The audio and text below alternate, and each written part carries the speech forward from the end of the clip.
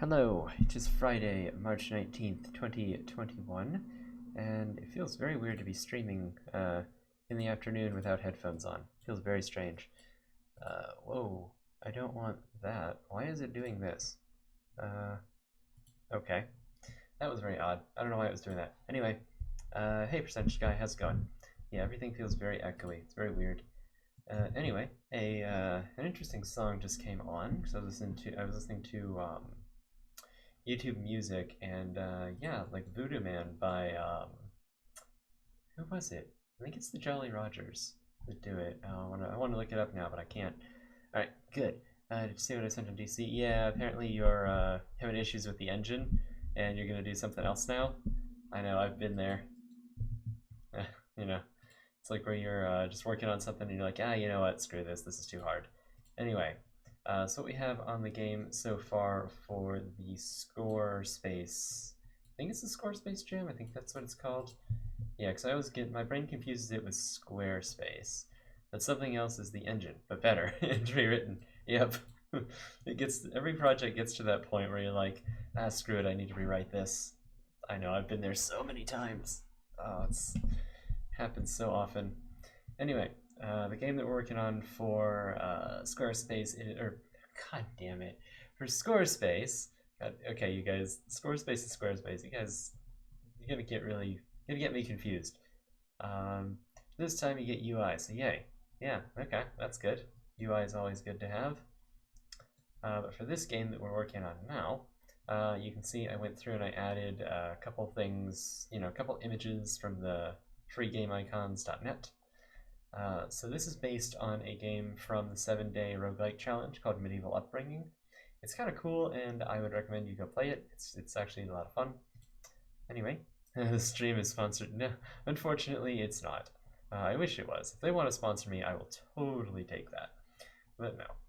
Yeah, anyway, we get this message that tells us that, hey, you need to select a background. So we select a background. It determines what kind of like chess piece we are. So I think Artisan, Smuggler, and Scholar all go to Pawns. Veteran is the only one that goes to Knight. Priest and Mage go to Bishop, and Agent and Advisor go to Rook. So in the case of this, we pick Artisan. We get a default skill as sort of our starting skill. We can't see it quite yet, but if we go to Learn, normally you get Metalworking as a skill that you can learn early on. But if you know metalworking, you can become a smith apprentice. So anyway, you can see over here we have like 10 health, we have 50 energy. This is the currency, it's called spades, and the game lasts about 20 turns, and you get experience over time. Normally, experience is what you use to buy skills and stuff, and we have some stats. We'll deal with that a bit later. Anyway, the part that I want to deal with right now is this part that says map. It's not really, that needs to be kind of fixed. And a custom programming language based on Lua. Oh, that's fun. Yeah, custom programming languages are a lot of fun to build. Unfortunately, they get unwieldy pretty fast. I've built a couple, and none of them are very good. So I wish you better luck than I have had. But anyway, yeah, the part where it says map here, that's what we need to deal with. And so what I want for that is I want a list or a set of tiles that you can click. Well, I say click. This is going to be a mobile game, so it'll be that you can tap, I guess. This will be the tiles, and it's going to have a let's make this 0, 0. Actually, yeah, okay. And it's going to have a grid layout component. That is going to be aligned to the middle center, and we're going to have some tiles here. Let me see what happens. Interesting. Okay, this is not what I want. I want a fixed row count at, I thought it was like 9, no, it was 6, no, it was 8 by 6, so a fixed number of rows at 6. Yeah, so something like this, that would be roughly half the board. I think that might be by 3 or by 4, I can't remember, or I don't know. We can find out. We can say maybe 5, 5, and 5 is the spacing. Oh, that's padding. Whoops. Say spacing is like 5 and 5. So yeah, that's 4 and 6 there, or 4 and yeah, 4 and 6. It's 6 by 4. 4 by 6. That's the word. Yes. Okay. So 0 and 0. So I believe this, the actual size of this, it is 1440 by 1080. So 1440. Do you divide nicely by 6? You divide into 2. Wait, what? Oh no, that's the width. Alright, sorry. 8. You divide by 180, so 180 and 180, really? 180 by 8. Whoops. Clear. Alright, 180 by 6 is 1080. Okay, yeah. So it is just 240 by 240. That seems, or not 240, but 180. That seems very large. But I mean, it is perfect. We could make it, I might make a language with a mix, some mix of Lua and C#. That could work. I'm trying to think. Check DC. Oh, Discord.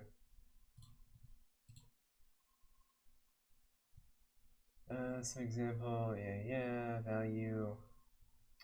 That looks basically like, I see, yeah, okay. That does look like some combination of, looks like you're taking like the for loops from Lua and then sticking everything else from, taking everything else from C#. I mean, what might be easier is if you make a, like a transpiler instead of a compiler. And you just make something that you transpile to Lua, and that might work, because then you can feed that directly. Basically, you know how JavaScript and TypeScript are related? You could do something similar to that. Let me see here. So yeah, I think the board will look basically something like this. I gotta actually test how big these are, but I think this is roughly the right size. So yeah, I want it to look kind of like this. So this will be like a template. You know me, I love the template idea. Actually, scratch custom. Okay. Visual scripting. Oh god. Visual scripting is really hard to like develop. It gets real difficult. So this is the template. Now if we duplicate this, whoops, I want this on top of that. Let's have it be like this, and then have an offset of say 10 on each side. Okay, and then let's set this to a tile. Let's say this is a tree. That's not what color that needs to be. That needs to be kind of like a color kind of like that. But yeah, I wish you the best of luck on visual scripting.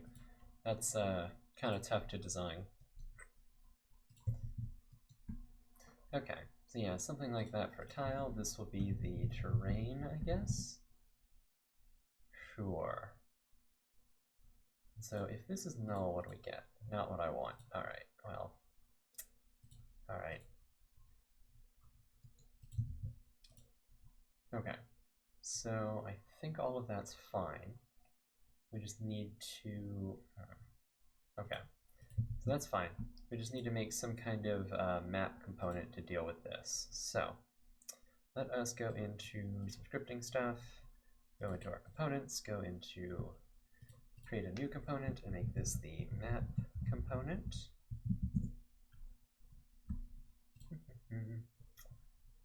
That might have gone. Let me increase the size here. All right. And I know we're going to need system collections generic. I know for a fact we're going to need that. Did Unity add dark themed personal, or what did I miss? I don't know why Unity has dark theme on personal. I don't even remember setting it up. So I don't know why I have dark theme, but apparently I do. I mean, well, you can see it's all dark theme except for like the actual window itself. The window itself is like in light theme for whatever reason.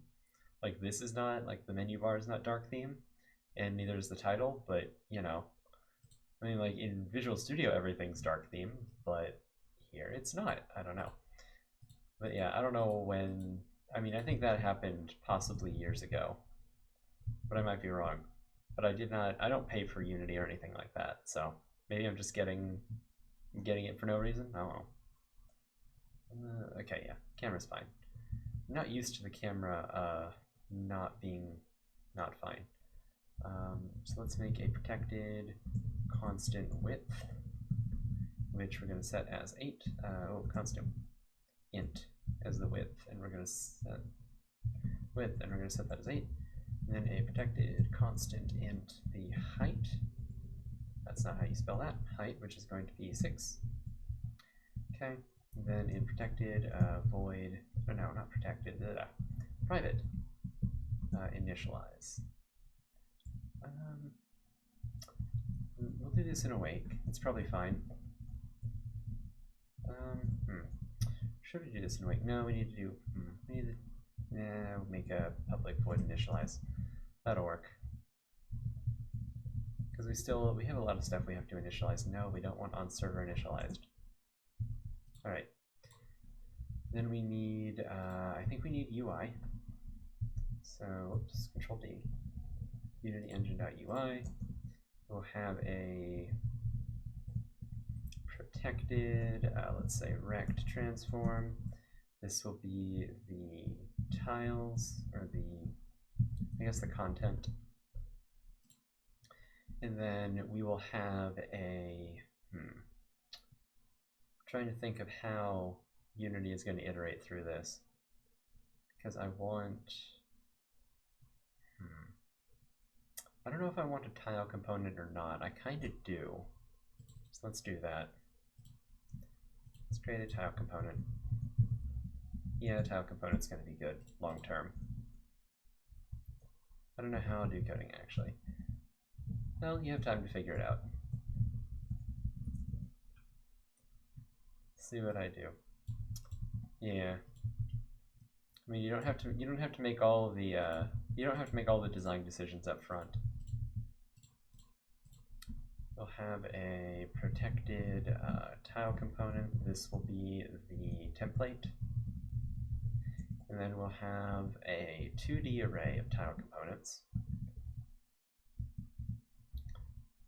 So, yeah, a 2D array of tile components, and this will be, I guess, the tiles. Yes. Okay. And so I think it goes left to right, top to bottom. So in that case, whenever we initialize this, what we want to do is we want to say, well, do we want to do enumerable? Yeah, we probably want to do enumerable. So we'll say create a method for creating a tile. We'll say create tile. And this will be the int x, the int y. Yeah, something like that. And so we'll do using system collections. I think it's in collections is where we get enumerable. It's not IEnumerable, it's enumerable. Yeah, there we go. No, not IEnumerable. Really? It's not there. Is it from system? Where we get enumerable? Oh my god, where does it come from? Oh, it comes from system.link, doesn't it? Yeah, it comes from link. Alright. Because of the stupid system, click Lua 1 had with game files. I now have a first time setup that allows you to specify a path to your project folder. Okay, that's a good idea. So let's see, from range to 0, or from 0 to width. So we iterate across the x-axis first. And we say for each. Really? We can't do a for each on that? Okay, fine. To list, for each. This is the x. And then we enumerable.range. And then what we want to do is we want to do from 0 to the height. But we want to basically reverse it. So we can do that by selecting the index, or the y, such that we do the height minus y, and that will go minus 1, minus 1 minus y. That way we go from 5 to 0 as opposed to 0 to 5.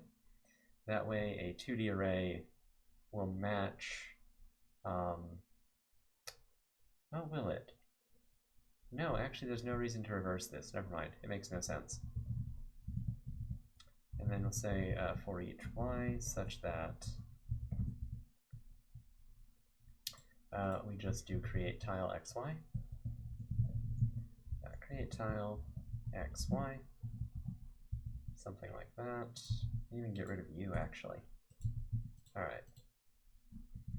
So what we can do is we can say tile is equal to instantiate. Then we can instantiate the template with tiles, or with content as the parent. And then in the tile, we can say tiles of x, y is equal to tile. Something like that. That way we store the tiles, and so now anytime we want to know which tile is where, we just use the what is the list here, the array here. And so actually we need to initialize the tiles first. We need to say tiles is equal to a new tile component of width and then height. Yeah, width and then height. Yeah, and we can actually move these constants to the top. And since I want these entered by someone else, or by me specifically, I can serialize this, and I can serialize that, serialize that. All right. Or actually, no, that doesn't need to be serialized. These two do. Yeah, there we go. So I think that'll work. Let me think. Yeah, that should work. Okay.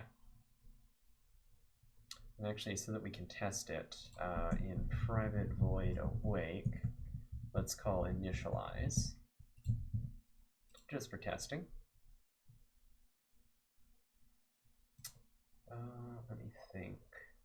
We're still going to get the pop-up for, what's it called? We're going to get the pop-up for selecting our background still, which is going to be a little bit annoying. I might have to turn that off. So we'll say content, and we'll say you are the template. Ah, I remember the other thing I forgot to do. It is tile.gameObject.setActive to true. Okay.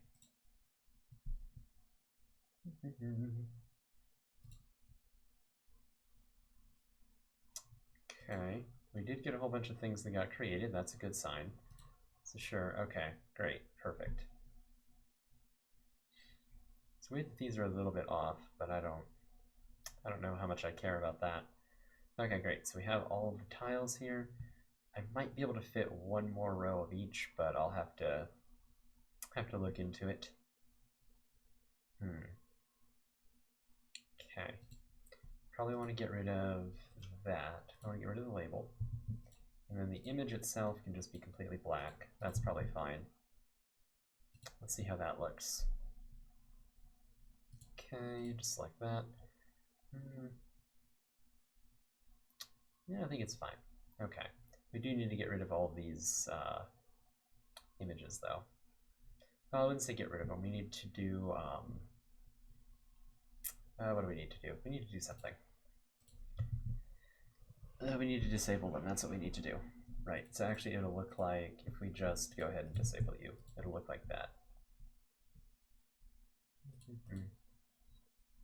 Yeah, it's weird how they're not quite aligned. Well, actually that makes sense now. Yeah, it's weird how they're not quite aligned. But it should be fine. Might need to increase the gap by 1 more pixel. So if we said 8 by, whoops, that's not 1 pixel.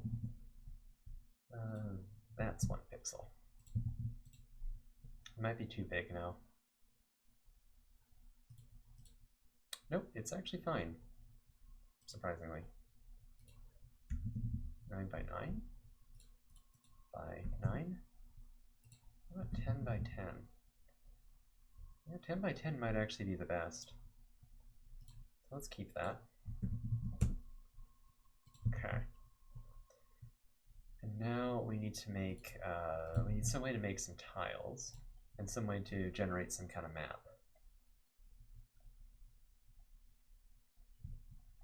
So for the tiles themselves, I'm going to create a non-C# script, well, non-C# class, or non-Unity C#, like pure C# class. God, my brain.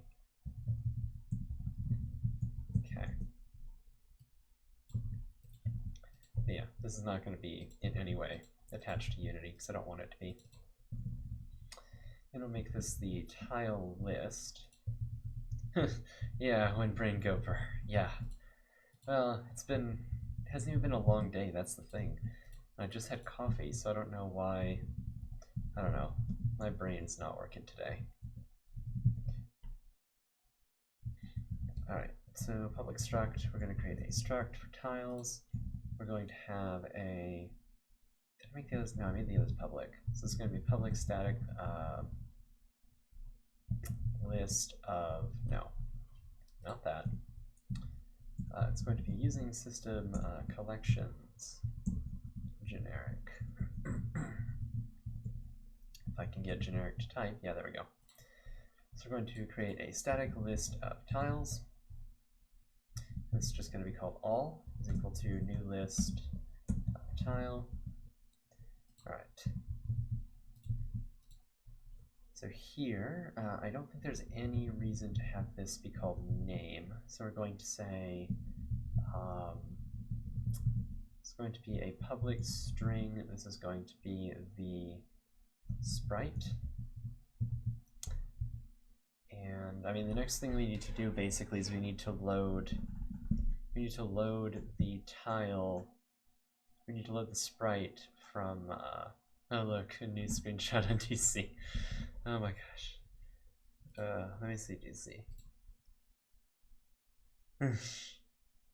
Directory does not exist. Well, you know, fair enough.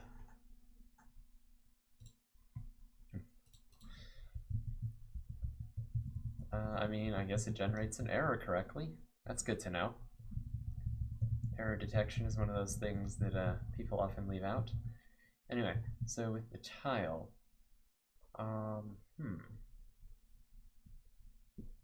yeah, it's interesting because I'm trying to think of how this is actually going to work. I guess what we'll do is we'll have two properties. We'll have the sprite, and then we'll have the whether or not it's passable, because some tiles will be impassable. And so what we'll have is we'll have a new tile, new tile, and then the sprite for this is going to be null. And then what that will mean is that will mean that it's like empty. I think, yeah, I think that should be fine. And then passable is going to be true. And then I guess in index 2, we will have a sprite that is, let's say, a, what's it called? Is it called, I think it's called tile tree or something. And it will be non-passable. All right. And then what we can do, what we can do is we can actually create an enum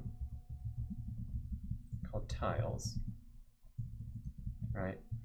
And so this will be empty, and then we will have a tree, and then we can use a class, call it tile extensions. And what we can do is we can now add extension methods to tiles. So we'll say string, it's going to be string, it's going to return, it's going to be called sprite, it's going to operate on tiles. And what we're going to do, is we're going to return tile list.all at, we're going to cast to an int, we're going to cast the tile itself to an int, and then we're going to return .sprite. Okay. And now we can do the same thing for passable.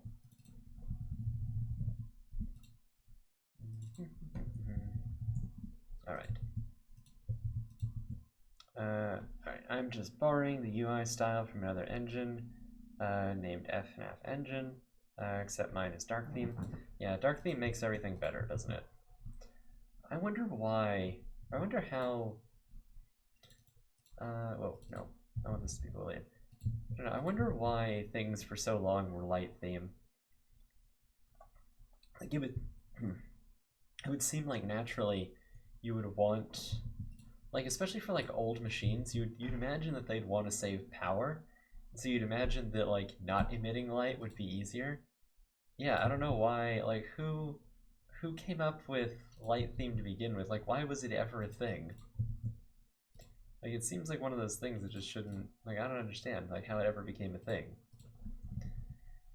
We can say, we can create a public tile, yeah. Say tile, and then what we'll do is we'll have an auto property, and then we'll say on set.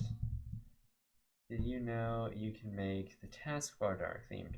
Yeah, in Windows, yeah, you can make the taskbar dark themed, I know. I probably should, I just haven't. So it's a question of how we want to look this stuff up. I guess it's fine if we create a public sprite. I'll create a sprite dictionary here. This will be the tile sprites. All right. And what we'll do is in the auto properties, what we can do is we can create a protected tile. Yeah. So we'll have that, and then in get we just return tile. For me it's complicated on one hand. Is it like this? I think it's like this. I think that's how auto properties work. No, apparently it's not. So we'll say tile equals value. And then what we want to say is we want to say when I protected void set sprite. And then we want to pass in a string, which is going to be the name of the sprite. Actually, we'll just say set, or no, we'll just have a refresh. Yeah, we'll just have a refresh. So when we set a tile, we call refresh. There we go. For me, it's complicated. On the one hand, Windows 10 light theme is kind of cool, but my eyes go up in flames as soon as I see light theme. Another problem: Click Team has no real dark theme. Yeah, that's really unfortunate. Do you know what Click Team? Do you know what Click Team is built in? Depending on what it's built in, you might be able to like add a dark theme to it, but I don't know. So in this case, we need to store, because what we want to do is we want to set the tile. Ooh, actually. Yeah, we want to set the sprite for the tile to be, yeah, this is fine. We want to set, so yeah, we want to basically have a tile so that we know the sprite for the tile, and then we set the tile into the tile component, and then the tile component, when we do the set, it'll call refresh, and whenever we do that, we want to assign the sprites based on whether or not, or based on what the refresh was, or based on what tile we have. So we need a reference. I mean, really, this can be protected. It'll be tile sprites here. Then we'll have a protected, I think it needs to be Unity Engine UI. It needs to be a image. Yeah, this would be the sprite, or image, I guess. All right, it's built on either C# or C++, or whatever other .NET language. Oh, interesting. I mean, at least it's not built on Java or something. I mean, I guess if it were built on Java, it would never load, so, you know. So we'll say that the sprite is equal to the tile sprites of, And now, because we added that extension method, we can say tile.sprite. Oh wait, no. Here, we can say tile.sprite. And it doesn't like that. Oh, because this can't be indexed, right. Just say get tile.sprite. Yeah. And actually, we need to say public static tile. There's a way to do this with implicit conversions, but I don't remember what it is. This tiles tile return. Basically, we just want to return that. Okay. It's funny because ClickTeam is only the company. The software is actually named Fusion or Fusion 2.5. To be exact, everyone just says ClickTeam because that's what they're known for. Yeah, well, I mean, you get a similar thing with like Microsoft and Windows, right? You'll have people say, you know, their computer is Microsoft or whatever, or their computer is an Apple or something, when actually the names Microsoft is the company, whereas the operating system is Windows. You know, Apple is the company, whereas the operating system is Mac OS. Or, you know, they'll say it's an iPhone. Well, the iPhone, but the actual operating system for iPhone is iOS. Android, that's not really even a company. I think that's a brand. Well, it's like Android's, I don't even know if it's Android a company. I don't think so. It might be. I don't know. I think it's like a, yeah, I don't know if Android's a company.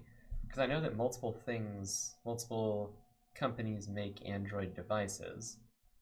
But I don't know if those are the manufacturers. I don't know how all that works. It's weird. But anyway, what we need to say is we need to say if image.sprite, if not image.sprite, or no, oops, sorry. We need to say image.gameObject.setActive. No, wait, image.enabled, right? Yeah, image.enabled is equal to image.sprite. Alright. Is that doing what I think it's doing, really? There's no way. Android is the OS and Google is the brand. Yeah, Android's the OS, but don't the phones also have the word Android written on them? Like whenever you say it's an Android, I don't know how it works. No, because there's an Android HQ, right? Pretty sure that's a thing. Powered by Android. I'll have to look that up because I don't actually know. I think might be right. You might be right. It might just say powered by Android. But I'm pretty sure there's an Android HQ where they have like a statue for each of the operating systems. Yeah, wow, I'm surprised that it actually sorts this out. That's incredible. Google says, the Android operating system was developed by Google, okay, for use in all touchscreen devices, tablets, and cell phones. Operating system was developed by Android Inc. Okay, software company. Oh, wow, interesting. Before it was acquired by Google in 2005. Jeez. Google has acquired everything. Okay, so we need to say that the tile.tile is equal to tiles.empty.tile. Haha. That's a great line. I love that. That's not confusing at all. And I do need to set up the tile dictionary. So I need to go into here, not into here, into here. Yeah, too much tile, definitely. So I need to create a sprite dictionary, and these are the tiles. And then let's create a couple of these. This one is the tree, and then, or no, actually tile empty, but actually no, only tree needs to be there because empty is just blank. Yeah, that'll work. Tile tree. All right. So this shouldn't work. Ah, okay. I need to actually serialize that. Right. So this needs to be serialized field and serialized field. Okay. Weird programming terms. Destroy child, child of child. Can't think of any more right now.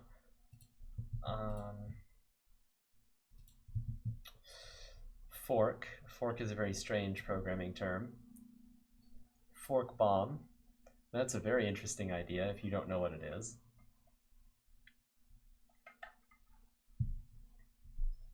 I mean, I don't know. It would be interesting to have people just like to do one of those contests where people just draw, what is it, the random sort of, like they draw like programming terms without knowing a pull request. Yeah.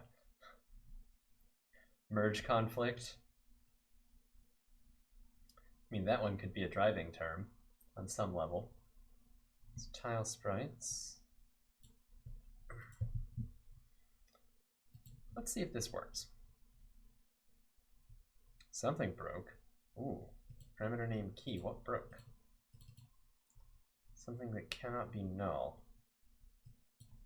Ooh, that's fun. So this is in initialize. So literally no. It must be in create tile. Parameter name cannot be null.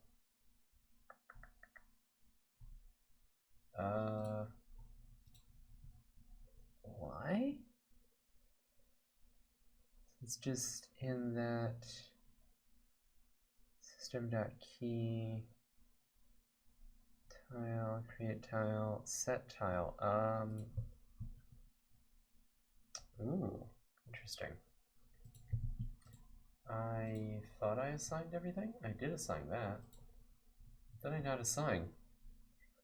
Huh. Find entry contains key. Oh. Can we not get... No, tile.empty is a thing. And tile... That's a thing. Okay. Sprite is null. Yeah. Huh. That's weird. Nil and null can confuse people. They can, yeah. Okay, so this created, or at least it tried to create one tile. So it died at refresh. .get. Oh, interesting. Dictionary is equal to null. Do that. Interesting. Okay.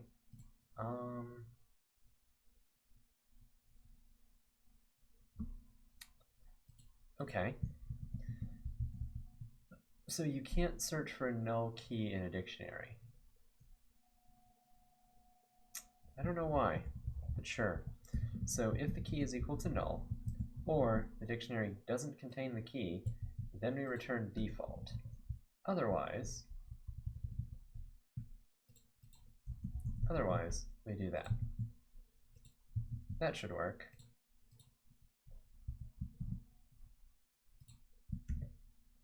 Yeah. So because we can never run, I think I know what I'll do. What will you do?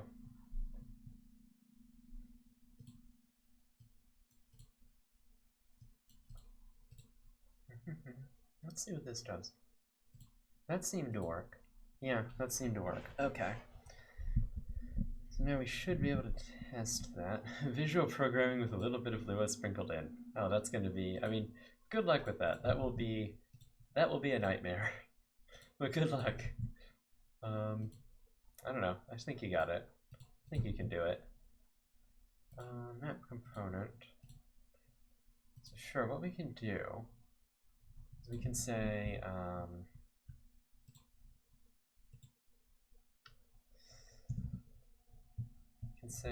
public, not public. Let's just say, for the sake of argument, protected static, a list of, let's say, tile is equal to new list. Let's say tile.empty or tiles.empty and tiles.tree. Okay, create that. paste this into here. This is just for ever so slight efficiency. So we're going to say, we'll say this is equal to tiles at random range of 0 to tiles.count. Basically, we'll just assign a random tile, and this is .tile. Yeah, there we go. Convert to that. Something of how it might look. Okay. If blank, then print blank. Ah, okay, I see what you're saying. So actually, that was a thing. I know what you're talking about. So it's actually kind of interesting. Let me see if I can find it to show, because that was like one of the first types of languages I used. Warcraft 3 programming world editor. So let me see if I can actually find Warcraft 3 programming stuff. Oh, that's not what I wanted. Yeah, it used to look something like the old Warcraft programming languages used to look something like this. Okay, I have a challenge for a stream. Make something in the Lev 2D engine. Maybe. I don't know. But this is what Warcraft visual programming used to look like. So it'd be like, you know, a unit dies or any of the following are true, blah, blah, blah, and then it would do some actions. It's actually kind of a neat little way of doing it. So you'd click on conditions, and then it would give you all the different condition types, and then blah, blah, blah. You know, you get a whole bunch of crazy stuff here. It was really neat. But yeah, sure, we can get rid of that. Yeah, you might look into something like that for a visual programming language. Anyway, this should assign random tiles. Though I need to learn... JSON is like super easy. You should actually learn JavaScript, because JSON and JavaScript are practically one and the same. Well, very similar. Actually, you know, it's funny. Do you know what language? Do you know what JSON actually stands for? I need a way to implement JSON. I see. But yeah, do you know what it actually stands for? Okay, I like this. This is good. Okay. So now that we have some tiles, yeah, do you know what language it comes from? Yeah, it does stand for JavaScript Object Notation. But now, what language does it actually come from?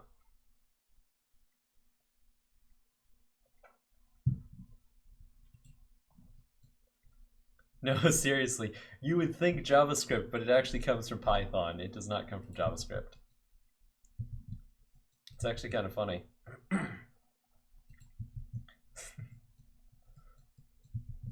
Yeah, it's actually, if I recall right, it was actually used by the Python dictionaries first, and then people adapted it to JavaScript. So what we need to do is now we need basically I want a little character that moves around in the world. And whenever we click on a tile, I want the character to move to that tile. And then we'll work on like Fog of War and stuff later. Yeah, I just want to spawn a little character somewhere. So how are we going to do that?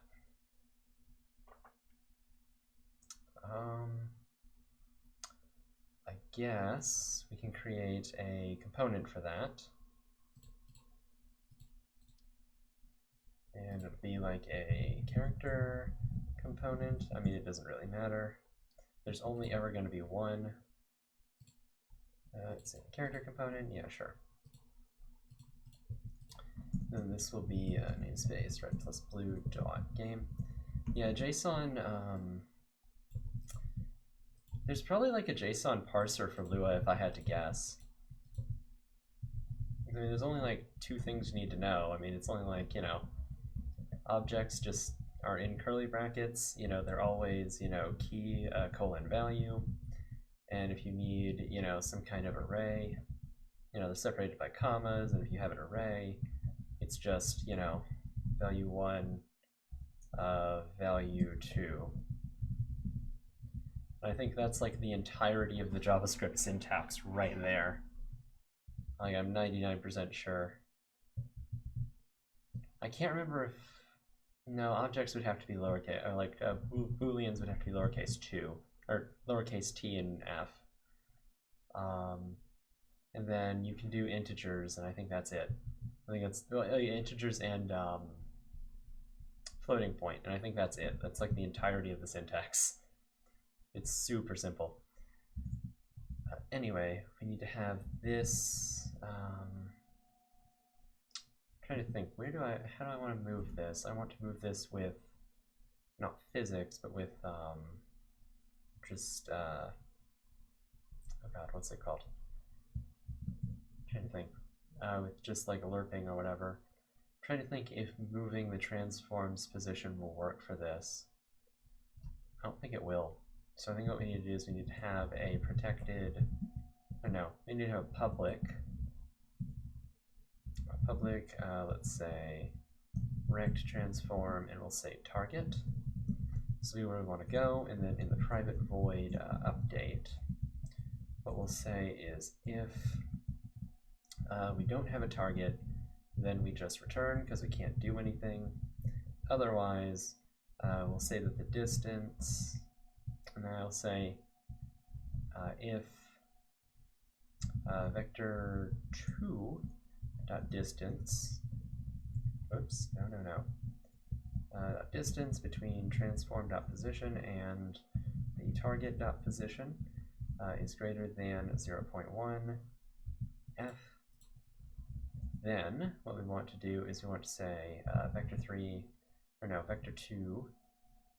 no, I want to say transform dot position, nope, damn it, transform dot position is equal to vector3 dot lerp from our position to the target dot position by 0.1f or 0.5f. And that won't be constant, but that will be, it'll be a relatively smooth transition. And so then in the case of the tile components, I think we need to implement, I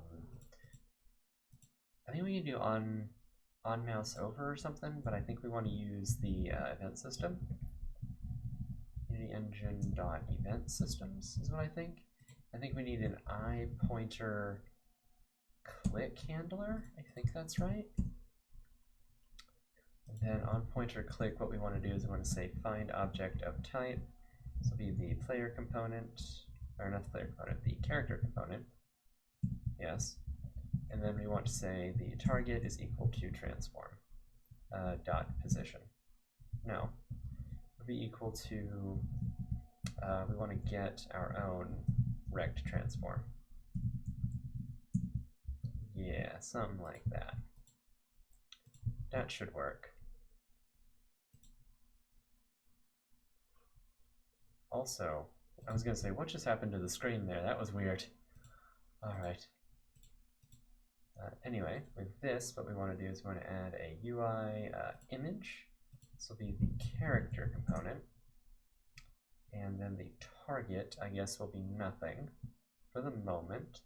Make a file named data.pd inside the project folder the user has to load. It contains data like the name of the project, the version, and stuff like that. Basically, just a renamed INI file. Okay. Yeah, most platforms or most things have a metadata file like that. I think Visual Studio has like a .solution file or something, and I think Eclipse has like a .project file. Whenever I was doing stuff like that, I think it was a .project. Anyway, we want to have u be a pawn, and so what I think we can do is we can click that. Okay, to have a little pawn floating there. Anyway, we click on one of these, the pawn will move to it. That's exactly what we want it to do.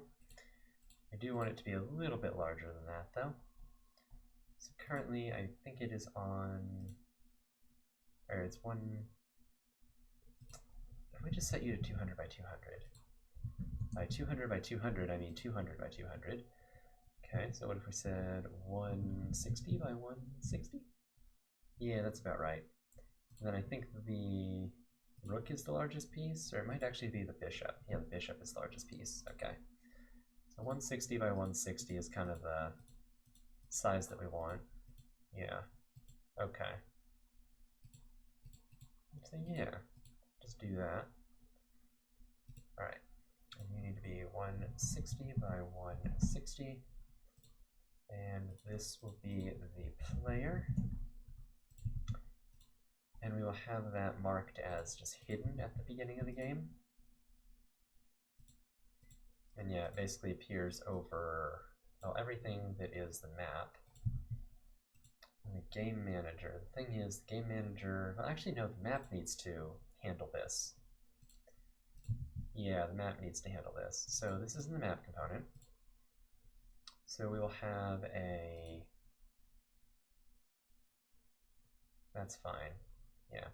So in initialize, we will say that we want the player, or no, not the player. The player is equal to find object type, let's say character component, say player.target is equal to tiles at 0, 0, dot transform or dot get component, rect transform, something like that.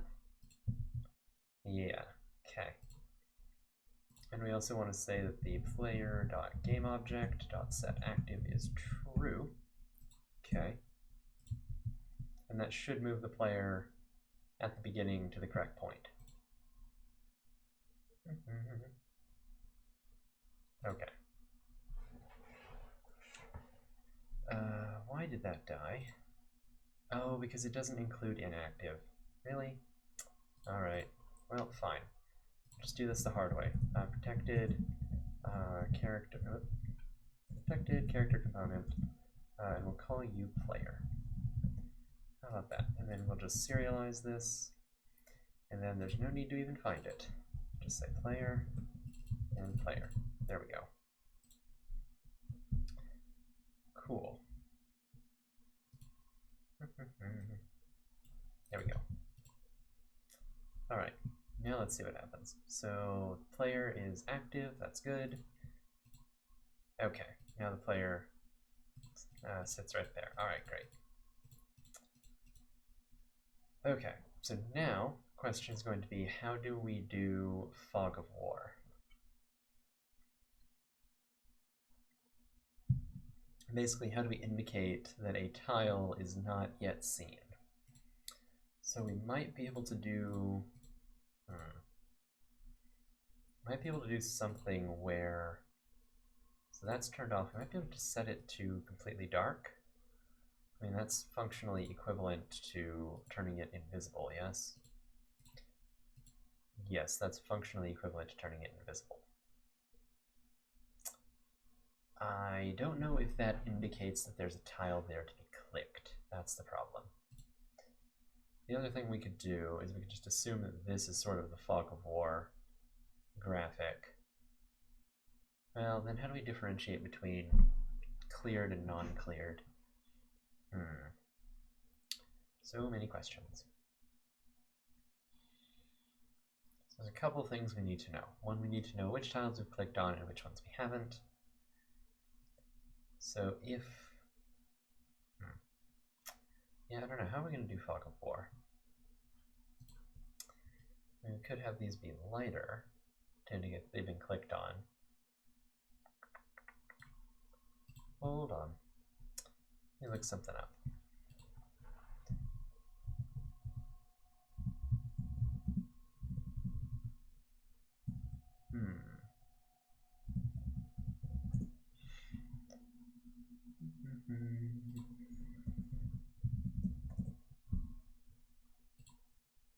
Let me see. Okay, that's interesting. It's not what I would have expected, but sure. so I guess for the fog of war, I wanted to make the things a little bit darker, but I think we need to make them lighter instead. I think, yeah, we need to make them kind of lighter like that. And the idea is that whenever you explore them, they will be revealed. And they'll turn darker kind of like that. Well, actually, yeah, I don't know. We'll have to figure that out. Trying to think, okay, so we know what color we want these to be. Where do we store that?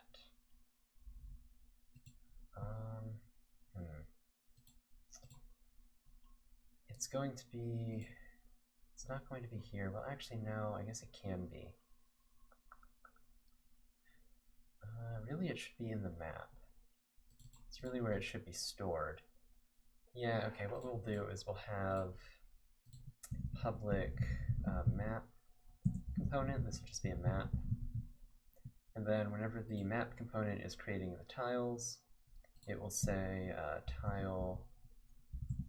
tile.map equal this. Okay.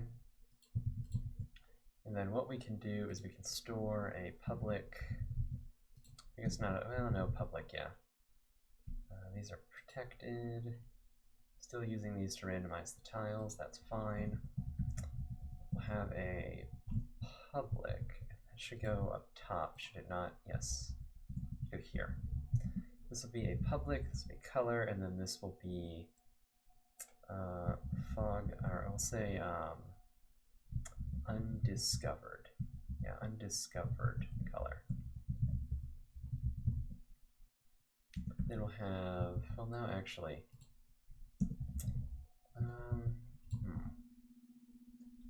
I don't know. Yeah, I guess we'll say undiscovered.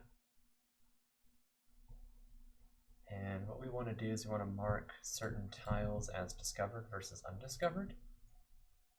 So we can have public bool discovered.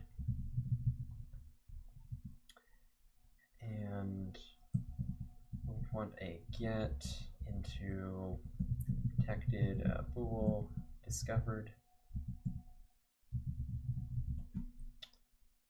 So put this, whoops, no, we want to put all of this down here.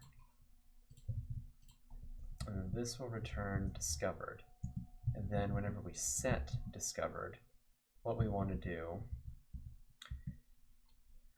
is we want to change, we want to do a refresh. So we'll say value, or no, we'll say discovered equals value. And then, oh, no, that. And then we will say, oh, this is an expression, that's not what I want. We will say refresh. That way, whenever we discover something, we, yeah, actually do something with it. Okay, so so this is the image, this needs to be the terrain, and we actually need the protected image background. Need that. Okay. Because in this case, what we need to say is if it hasn't been discovered, then what we want to do is we want to say the background dot color is equal to map dot undiscovered color. And then the terrain dot enabled is always equal to false. And then we return, otherwise background dot color is equal to the discovered color.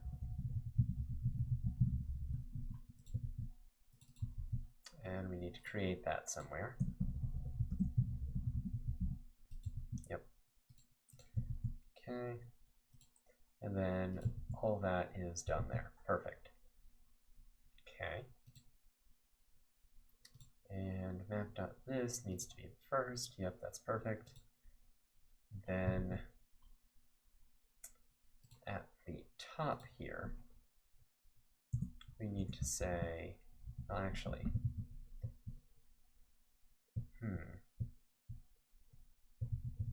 we need to have a sort of discover function on the map. We also need a couple more support functions. Basically, we need to mark every tile as undiscovered by default. So we need to say tile.discovered equal false. Actually, no, that's in the refresh map. So actually, we need a public void. We'll say generate map. And then for that, we'll just say tiles.for. Actually, we can't do that. Oh, is there any way to flatten? Interesting. Can we? Interesting. We can't flatten an array, can we? Huh. Well, that's weird. All right. Well, in that case, we can say for each, we'll say tiles of x, y. Dot, just set them as undiscovered for the moment. So we'll have generate map, then the player is equal to right there, okay. Now that should set all tiles to be undiscovered, if I did that right. Okay. So we need to do a couple things. The first one is we need to grab this color, and we need to put that into the discovered, and then into undiscovered. Copy and paste. Here we just need to lighten this up a little bit. Okay. Then in template, we need to set this to be the terrain, that to be the background, and the map will get set automatically. So now we should have a bunch of gray tiles like that. Okay, perfect. Now what we need to do is we need to add a discover function. And what that will do is that will reveal the current tile and then all the tiles around it. So we'll say discover int x and int y. Discover the tile there. What we need to do is we need a is on map function. So that can be a public void or public bool returning. No, say is on map, and this can be an expression defined member. And all we say is that the x has to be greater than or equal to 0, and the y has to also be greater than or equal to 0.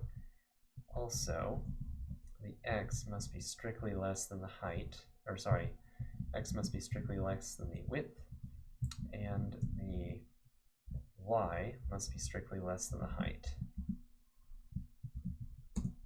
Yeah, like that. And that is not an operator. It's still not an operator. Now it is. Okay. So for discover, what we'll say is we will say tiles of x, y dot discovered equals true. And well, actually no, because these will all be discovered. So actually we just need a move to. And what we need to do is we need to say, same thing with the enumerable here, to enumerate from -1 to 1. This will be the x offset. Or actually, no, we can select this from offset.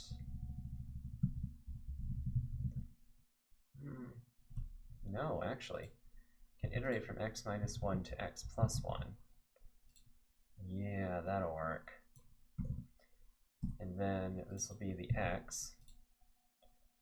Oh no, that's not how that works. Damn it. Right, so no. Oh, why does this not work right? Alright. So we need to select, or we need to start at -1. Then we need to go for a length of 3. And then we need to select each offset such that x plus offset. And that'll give us an x. Oh, does that not? Do we need to to-list that? Yeah, we do. We don't need to to-list over here then. So this generates the offset. Then we do the same thing for y.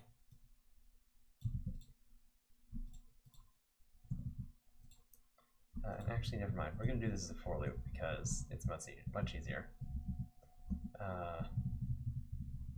Say the x offset is equal to -1, x offset plus plus, or less than 1, less than 2, x offset plus plus.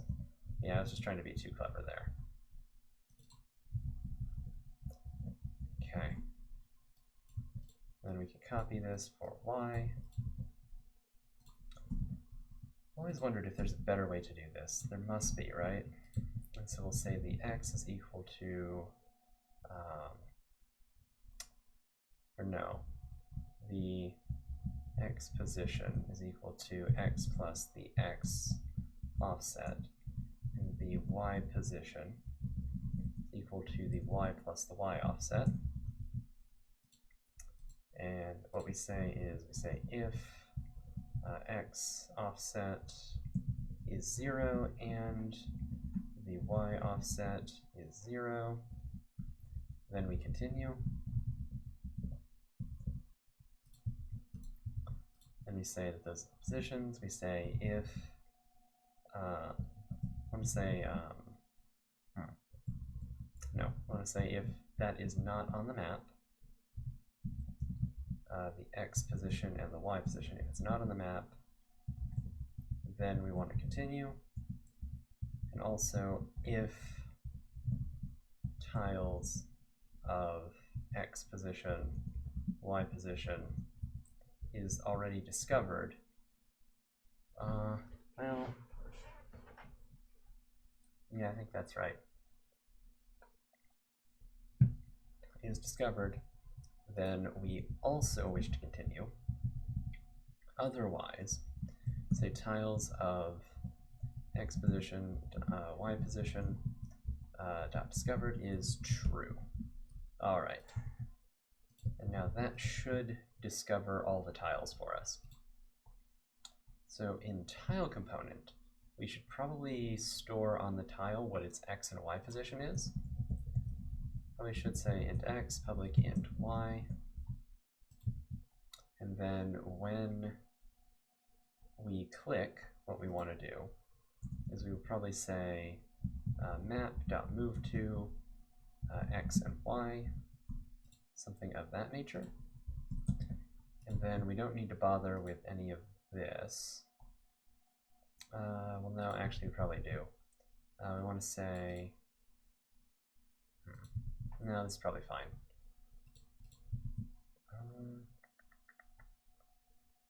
Object.setActive. Actually, no, because we can. Yeah, what we can do is we can do this. We can move the player there. So we can say if it's not on the map, otherwise we want to move the player to it. Oh, sorry, if it is on the map, we want to move the player to it. Position and y position. I want to say player target is equal to that. That way we don't have to worry about any of that.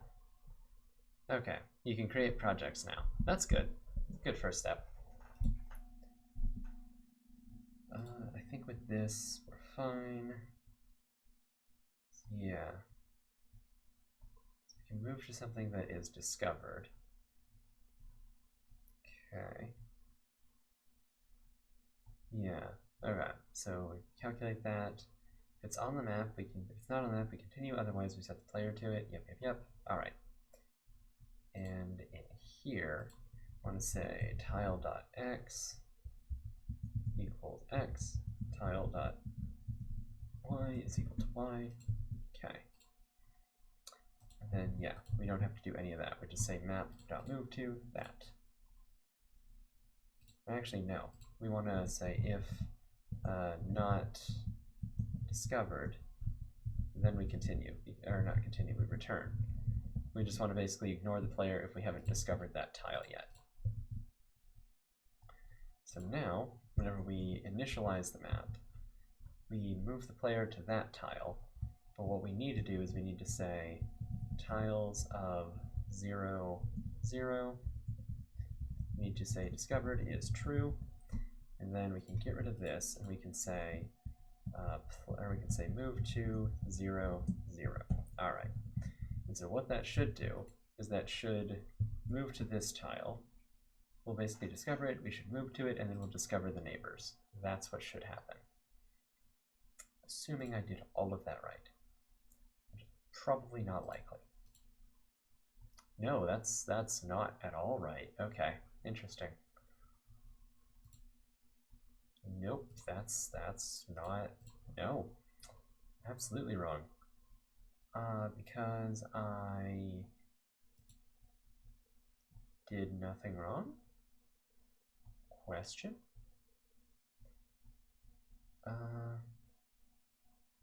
Those two are equal to 0, yes, x, y, x, y, x, y, x, y, x, y. Also, the window is now bigger, it's now 960 by 640. Oh, good. I think you're in the 90s with resolution now.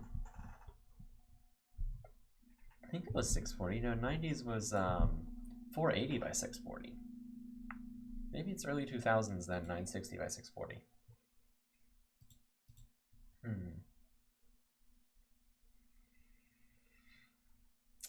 So what did I do wrong? I am much confused.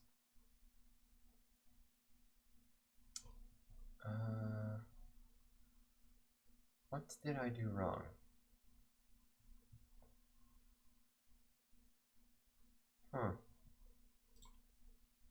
What did I do wrong? Alright. So if I click here, so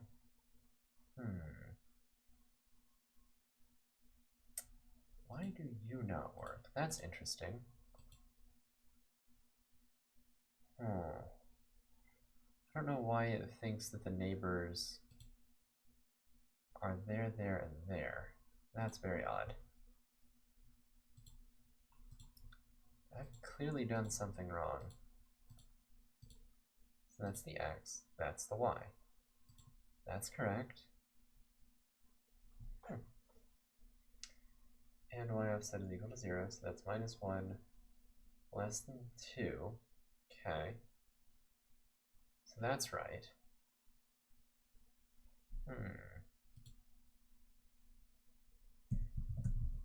Whoa, no. Log, let's see.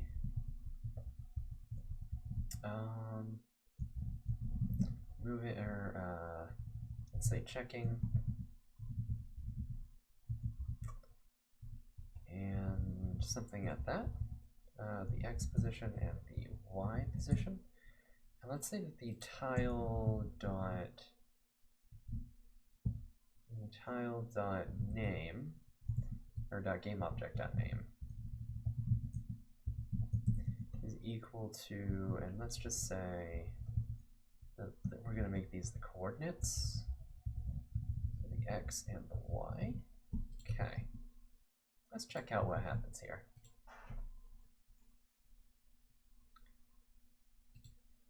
Okay, so that looks about right. Yeah, 7 and 5 is the top. Okay. So, yeah. So where is 1, 1? So this should be 0, 0. It is. This should be 1, 1. It's 1, 3. Why is it 1, 3? That makes no sense. No, that makes literally no sense. Why is this 1, 3? 1, 2 is there, 1, 1 is there. Whoa, why are these not being assigned the way that I thought that they would? That makes sense, all the way there. And then why is that 1, 2? Because like, oh no, none of these make sense. 0, 1, 2, 3, 4, 5. Oh, because they're assigned along the y-axis first. Okay. So they are assigned along the y-axis. I should have thought about that. So actually what we need to do is we just need to flip y and x here. No. No, we don't. We need to flip y and x here. Yeah. That should be right. Will that work like I think it will?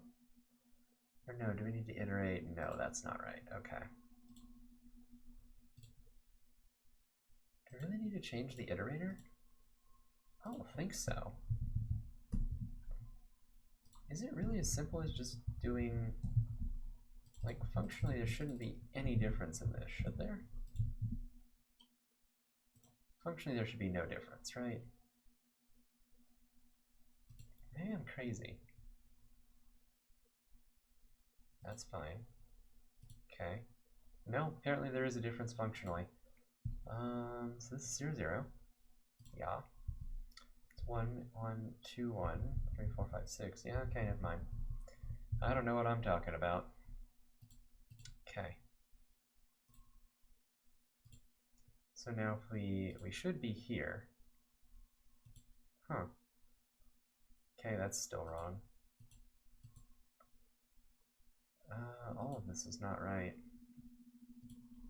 I mean, it's getting less wrong.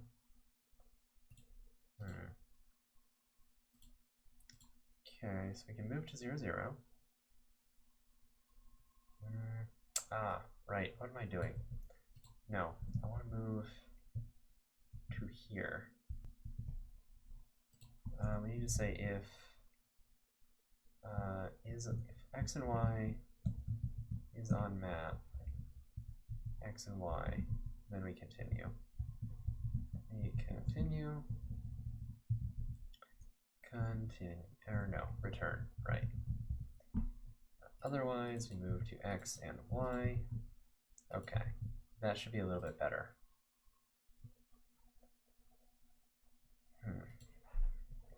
Okay.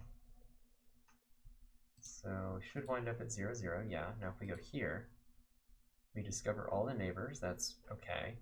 And here, we should only discover those 5. Yeah, there we go, okay. Now that's working.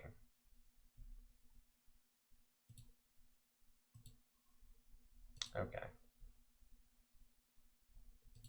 I like that.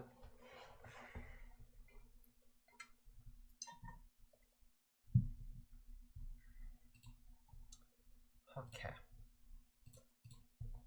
So now, we get to do the more complicated stuff, because in this game, I want it so that each tile, whenever you go onto it, will give you some kind of upgrade. Excuse me, at least the non-passable ones. Or sorry, at least the passable ones.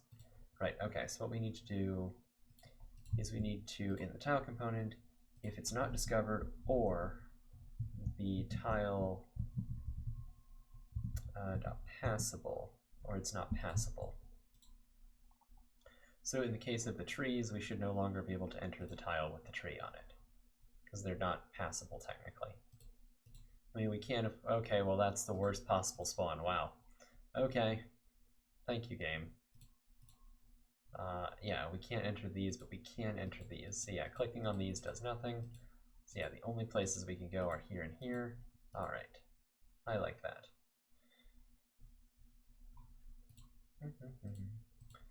Yeah, we do need to fix this up a little bit, but other than that, it's kind of fine. Okay, so now what we need to do is we need to add, what is it, like little upgrades to each of these. And I'm not entirely sure how that's going to work. But yeah. Okay. So we probably need some kind of like tile effect or something. So yeah, we'll probably do that. We'll add a tile effect. I'm trying to think. Yeah, that's probably fine. All right. And so we'll do a similar thing that we've always done. Well, yeah, that should be fine. We'll just add tile effects, or let's say tile effect list. Throw this into namespace red plus blue.game. Okay. And what we can do is we can say public struct tile effect, and it will have a string sprite. This will be the image. And then we'll have a function, so let's say using system, I think it is, where we get the functions. So yeah, we'll say system. So given a player and a magnitude, or no, not a function, we'll say an action. Given a player and a magnitude, this is the effect function. So that should be fine. And then we will have a public,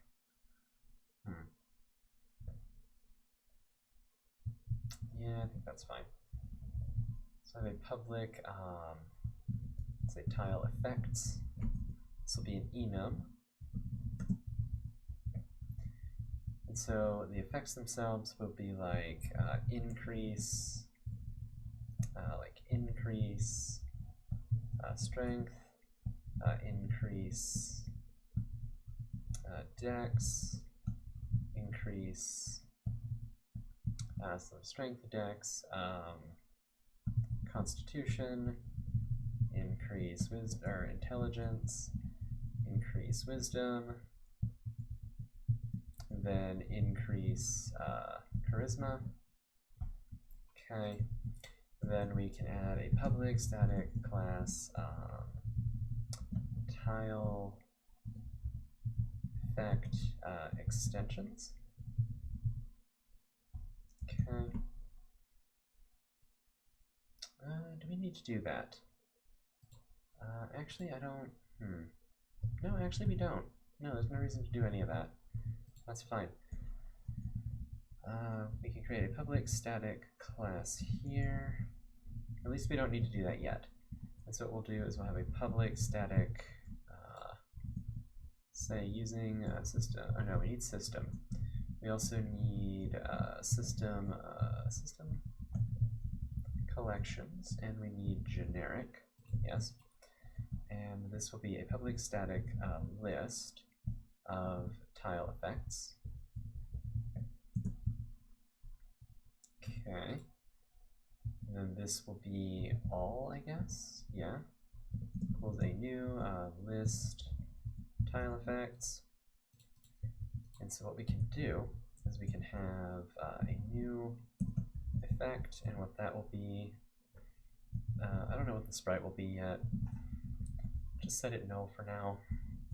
And then the effect will be given a player and a magnitude.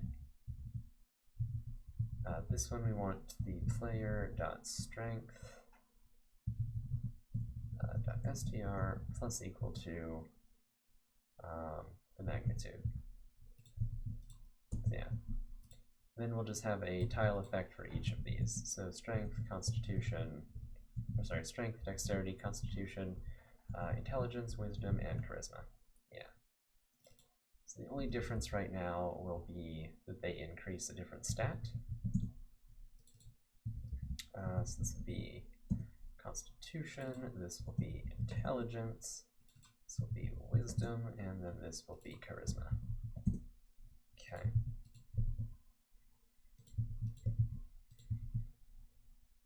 Okay, and then so the tile component, what we will do is we will have a tile effect, say public tile effect, effect,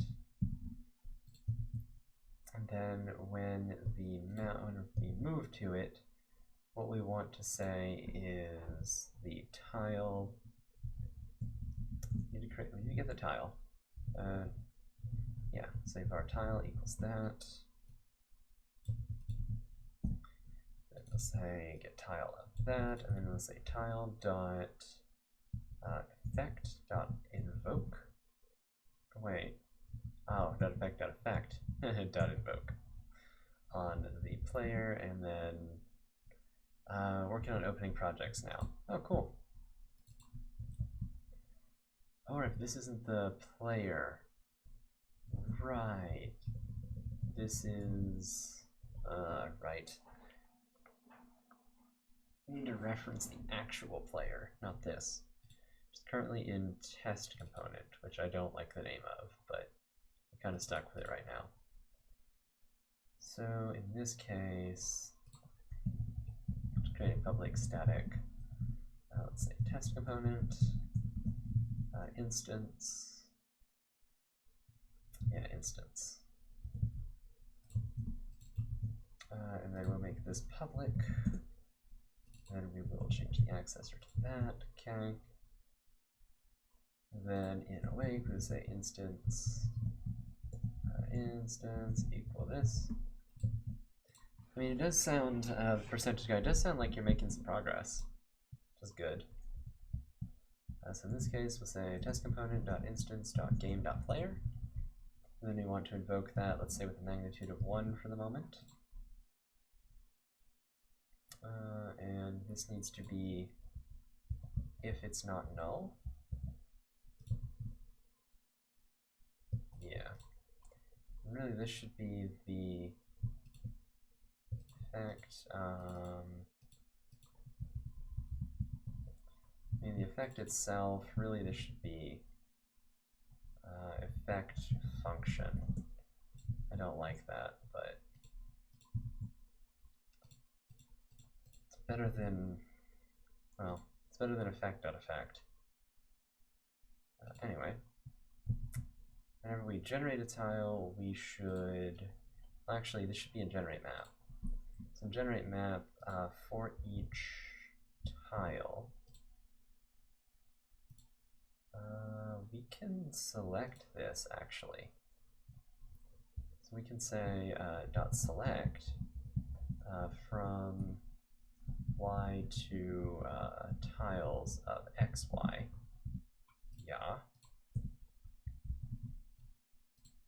Okay, and then dot for each. This will be a tile, so we'll just say tile.discovered. Yeah, there we go. So whenever we generate a new map, we'll set the tile discovered and we'll say tile.effect is equal to, what is it, tile effect list dot all, and then we'll say random.range. So we want to, basically we have this list, we want to get a random item from that list, so say from 0 to the list.count. And then that should give each tile a randomized effect.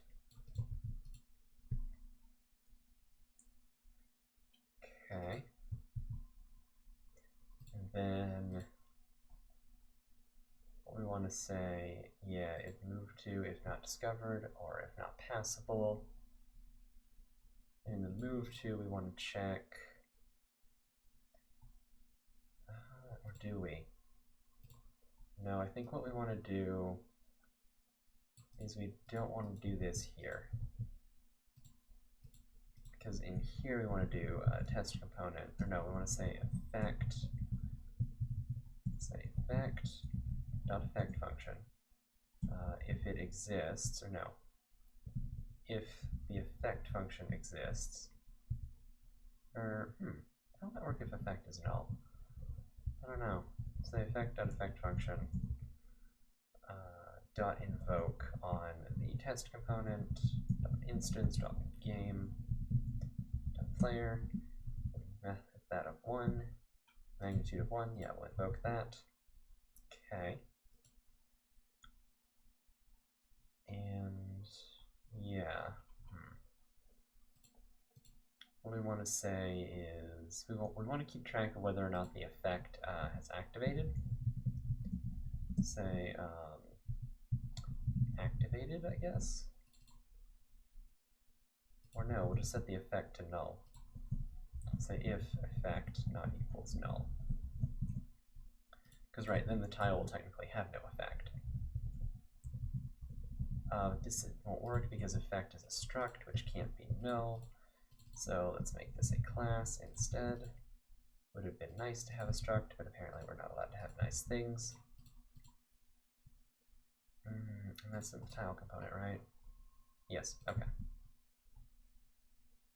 So yeah, alright, then the effect is equal to null, then we do the move, alright.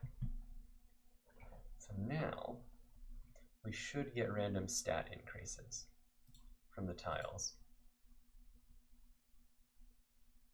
Let's go there, alright, so we go 1, I don't know, 2, 3, 4, 5, 6, 7, and then I refresh, yeah. Alright, so our stats total 8, probably because one of them,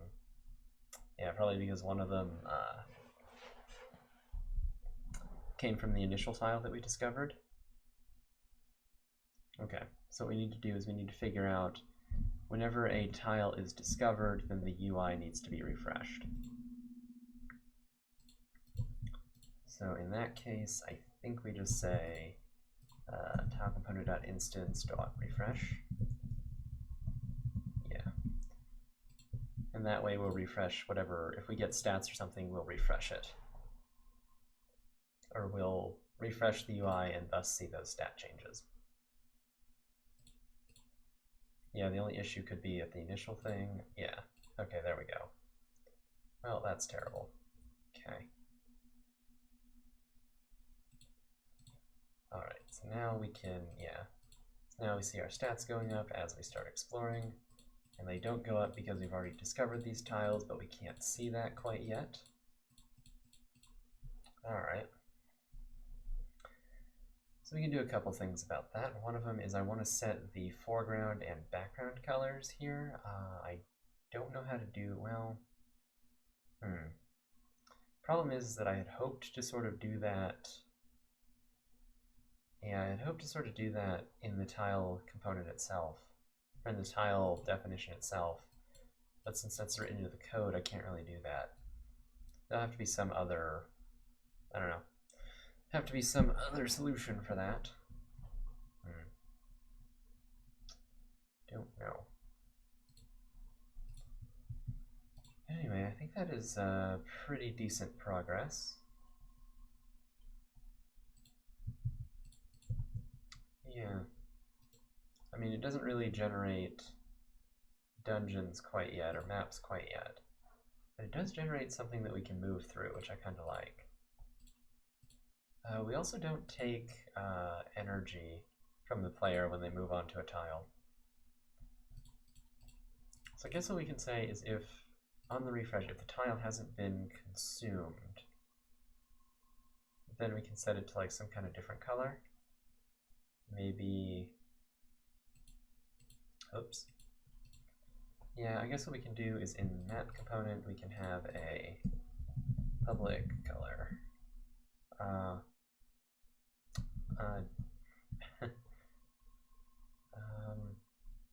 Has effect color, yeah, something like that. And then what we'll do is in the refresh, say the background color is equal to, say effect not equal to null. So if the effect isn't equal to null, we want to say it's the has effect color.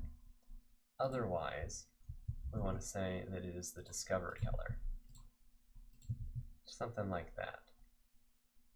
And I think we also want to refresh ourselves here so that we can get the update. I think that's how that works. Okay. And so let's set it to something like, I don't know. Let's grab that, or no, let's grab that and then say paste that. We'll say that it's some, I don't know, some bluish color. Something like that. Sure, that'll be fine. So that way, so now these blue ones have effects, but we're not, the effects are not being removed. Why? So not discovered, but I think discovered has not been changed here. right. Discovered will have been changed there. But no, refresh should force discovered to be called again. Okay, that's working, but why is that working? Do we even need refresh? I shouldn't move to... Yeah, tiles of that position. Set the discover. Oh, but that's discovered, not activated. Interesting. Ah, so that tile doesn't actually get updated. Alright. Alright, fair enough. So yeah, now as we move on to tiles, they show whether or not they were activated. So yeah, now if we move on to this tile, let's say we move on to those. Now we know that we've activated this, we've activated this. These are impassable. These will end up not having effects, but it won't matter. Actually, what we can do is in, I guess, let's say the map component and generate map. We can say tile.discovered equals false. We've set, grab the tiles. Now we'll say tile.effect is equal to var, we'll say has effect. And that's going to be tile.passable.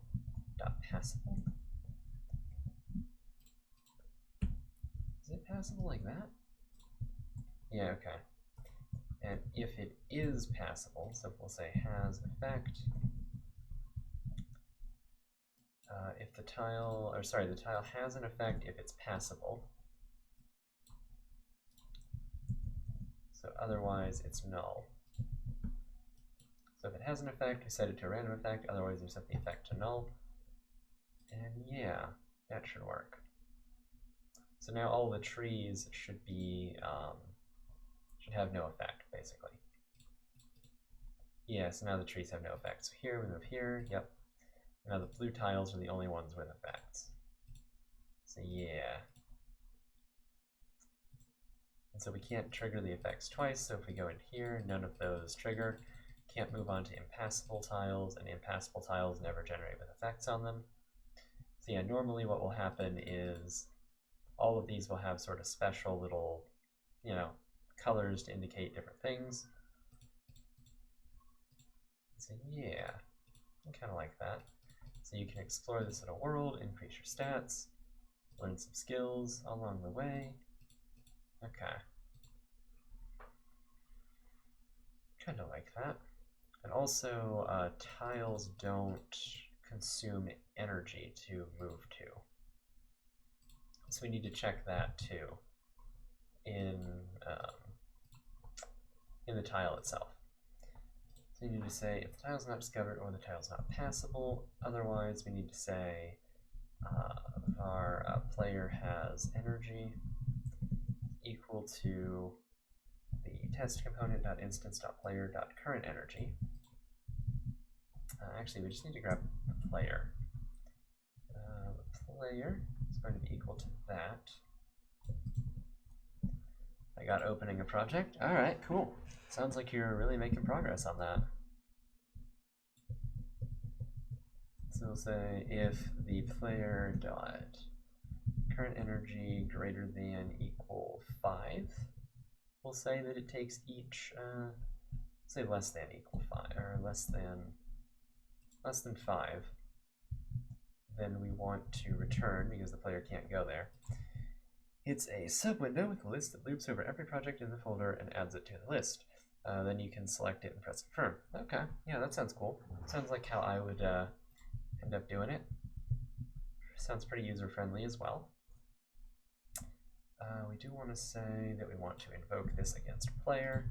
Then we want to say player dot, let's say energy current minus equals 5. And then we want to do a refresh at the end of that. Okay. BRB, alright. So yeah, first thing we do is we check if the tile hasn't been discovered or it's impassable. It doesn't matter what happens, we can never go to it. If the player Yeah. Then we get the player. Say if the player doesn't have enough energy, then we return. Otherwise, if the player does have enough energy, we consume it. If the tile has an effect, we activate that, and then we update, and then we call map.moveTo, which moves the player and everything. And then we activate we refresh the UI, and then we refresh ourselves. So I think that'll work. That's all the features I want. Okay. So now if I click on one of these tiles, we can't go to it. That's good. If I click on one of these, we can't go to it. That's good. If I click on that, that's terrible map generation. Okay.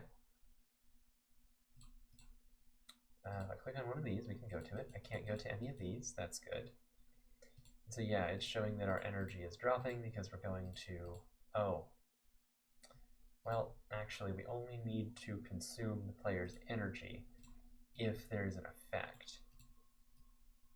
So actually, I need to say if the effect is not equal to null, then that's where we do this check. So if there's no effect, we don't even worry about it. Otherwise, if there is an effect and the player doesn't have enough energy, then we want to return. Okay. That's the logic I want to go for. All right. The other thing that I wanted to do is I wanted to change the player's character based on what kind of piece we actually are. But anyway, so yeah, we have 40 energy, that's correct. So if I move between these two tiles, since we're not consuming effects, nothing happens. So yeah, we still can't go to these, still can't go to those. Let's consume all of our energy and make sure that we can't do anything else. So yeah, we can't go there, can't go there. We can't do anything, but we can still move between these tiles. And I mean, of course, the piece that the player has is just it's just for cosmetic purposes. And just so that something moves around on the screen, it doesn't actually, like, mean anything where it is. Yeah, but you just can't, okay. I kind of like that. So at the end of the turn, we need to get our energy back. So in the actual game itself, not in game event, or sorry, in the game, in the end turn, you need to say player dot, whoops, not here. In the end turn, you need to say, actually in player dot next turn, you need to say energy current is equal to energy max. Yeah, something like that. And that way we will get our energy back. Okay. So yeah, let's move on to this. I mean, we'll fix the map generation at some point so that we can't spawn on top of trees. But yeah. So we have 0 energy. Good, we can't go anywhere. And we end our turn, we get our energy back, turns go to 2, and now we can start moving again. Alright, great. Yeah, I think everything's working fine now. Alright, and now we can move between these tiles. So yeah, alright, cool. I like that. Alright, now the next thing that I want to do, I guess the last thing that I want to do, is when we pick our background, the first 3, the artisan, smuggler, and the scholar, those are all pawns. The veteran is a knight, and the priest and mage are bishops. The agent and advisor are rooks. So what I want to do is the player's icon here changes, but the player's actual piece on the board does not change.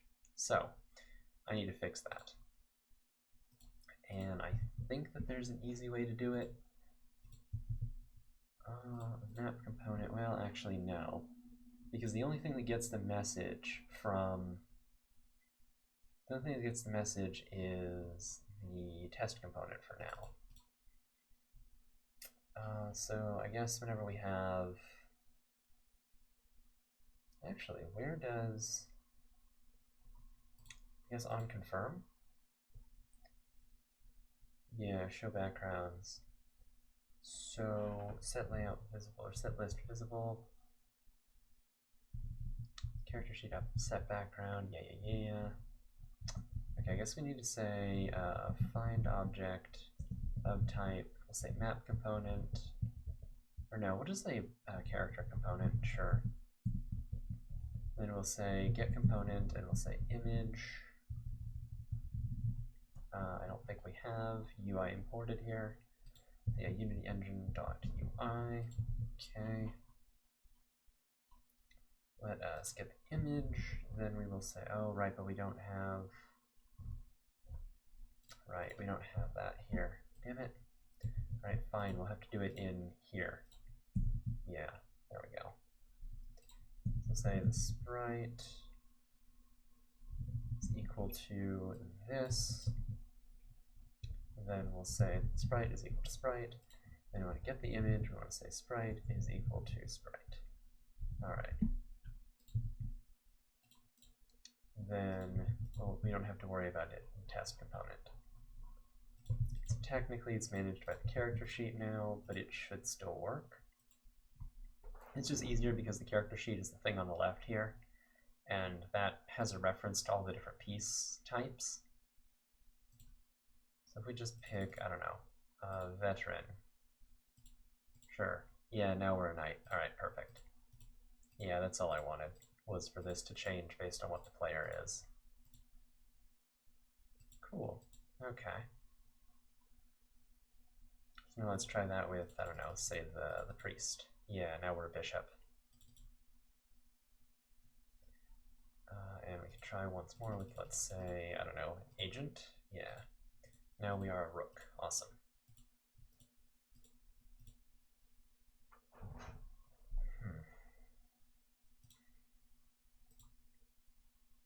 Alright, so I kind of like how this is shaping up so far. But anyway, it is been going for about 2 hours here. So I think I'm going to call it here, and I'm going to work on this a little bit off camera, well, quite a bit actually, probably, because a lot of the content of this game is just embedded in, you know, the skills and stuff like that, and I want to make sure that all of this stuff looks a lot better than it currently is. So for instance, I want to add icons to the left here. I want to add some formatting to this on the right, and we need to add the training screen at some point, and also the menu itself, like the main menu. Also, there's going to be like items in the game, and so whenever we click on the player here, I want it to open up another menu with the items that you currently have. So yeah, it's going to be quite a thing. But anyway, that's what I've been working on, and that's what we're going to work on for, I guess, the next couple days for the Squarespace game jam. But anyway, thank you for joining me, and I will probably see you guys tomorrow. Well, no, I'll definitely see you guys tomorrow for the politics stream, but also probably some programming tomorrow. Anyway, thank you for watching, and I will see you.